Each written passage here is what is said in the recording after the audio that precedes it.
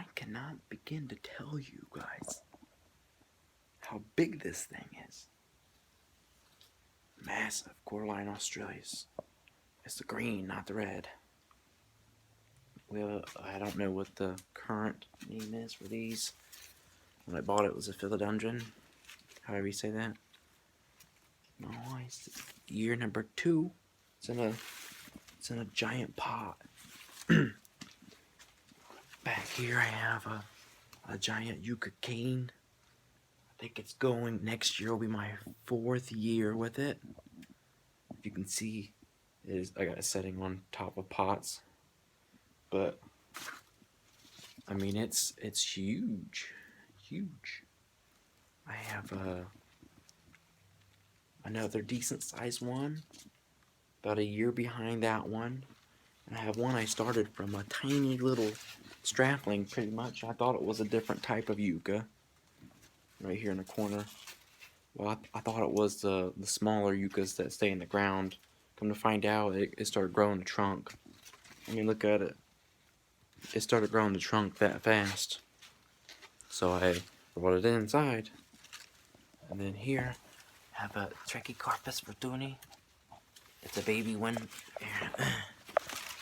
it's just a baby windmill palm. Very little. I don't even know if you call that a trunk or not, but if so, you're looking at about 4 inches. I do have some purple heart inside the pots. They're quite dried out. It really doesn't matter whether they're in the... That looks crazy. It's my grow lights. But doesn't really matter if they're even in the soil or not, because they're not really growing roots right now. I just pluck them in there before it got cold. Anyway, I have a ton of Basjoo, Musa Basjoo. That's me lifting way up. So they're about 7 feet tall. That's just the stem itself, the pseudo stem. And then these monsters are my biggest monsters that I have. I'm telling you, this light looks crazy on my face, don't it? Almost looks fake, like shiny. Anyway, that's a blue java. Ice cream banana. That sucker, look at it. I cut this leaf off twice. And that sucker will not stop growing for nothing. It's only, well, it's currently 55 degrees in my garage. But I keep it between 40 and 50. Whoa, this sucker is every bit of 8 foot, really close to it. I did have to chop it down just to fit it in my garage. So it's only about 7.5 right now. But it's got a massive base to it. Then I have a massive Inset Morelli. This one's, I think, going on its 4th year here.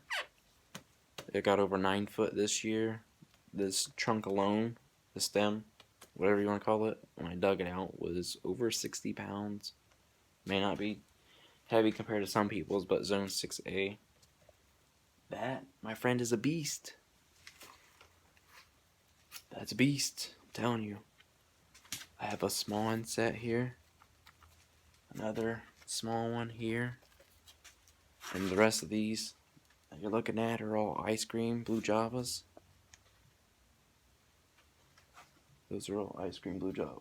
Yep. Or, well, this one right here is not. This big one here is a Basjoo. And this one's a Basjoo as well. But pretty much all these on the back side against the wall, other than the ones I just pointed out, 2 in front of me. It's insane. I have so many plants, guys. I need more. I'm just kidding. I have totes full of cannas. I mean, that's just, dude. Hold on. I need the extra light. Anyways, I have red ones. The Dark Knight cannas. And I also have the golden canna lilies. Huge. Never have any issues with those. I just throw them in a box. Sometimes I just throw them on the floor. like this. I mean, it's the whole clump. I don't know if you can see that. Just look at it. It's grown new leaves. The whole dang clump. I just threw that sucker in here. Didn't even give a crap. They grow for me. Anyways, I have a couple more blue javas over here. Some babies. That's a Basjoo. Really skinny. Another blue java. I have a ton of elephant ears over here. Now look at this. A lot of people would be like, oh my god, that looks rotten. Look at it. It's wet. It's peeling away. But I promise you, if you feel this part here, it's solid. This part right here is solid. And that part goes all the way down to the bulb. As long as this piece is good, then you're good. Which I have a gazillion. And this tote, a gazillion. And that tote, a gazillion back there. Don't know if you can see that because it may be too dark in here. Sounds like somebody's home.